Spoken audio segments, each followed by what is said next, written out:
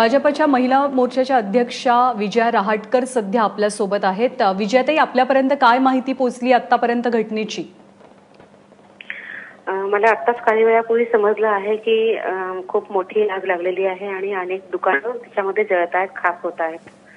मुळात ही अत्यंत चिंतेचा विषय आहे हा, कारण ज्या ठिकाणी हे फटाके स्टॉल आहेत हे जिल्हा परिषदेच्या मैदानावर लागतात औरंगपुऱ्यामध्ये, जो औरंगाबादचा अत्यंत सेंट्रल अशी प्लेस आहे ही।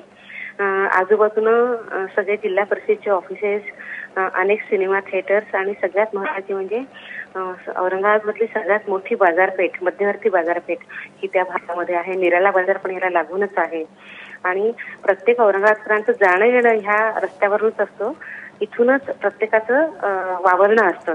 त्यामुळे अत्यंत महत्त्वाचा असा हा एरिया आहे। याच्यासोबतच लागूनच रेसिडेन्शियल झोन पण आहेत, म्हणजे मध्यवर्ती भागामध्ये असल्यामुळे बाजूनी सुद्धा सगळी लोक राहत आहेत। त्यामुळे ही आग सगळ्यांच्याकरता अत्यंत चिंतेचा असा विषय आहे। कशामुळे लागली हे आता अजून काही स्पष्ट होत नाहीये, पण मला खात्री आहे की आमचं प्रशासन आणि आम्ही सगळे मिळून त्याच्यामध्ये झटू आणि लवकरात लवकर त्यातनं बाहेर येऊ। सध्या आतमध्ये नेमकी काय परिस्थिती याचा अंदाज कोणालाच येत नाहीये। आतमध्ये किती लोक होते, किती नुकसान झालंय, प्रशासनाकडनं काही माहिती मिळाली आपल्याला?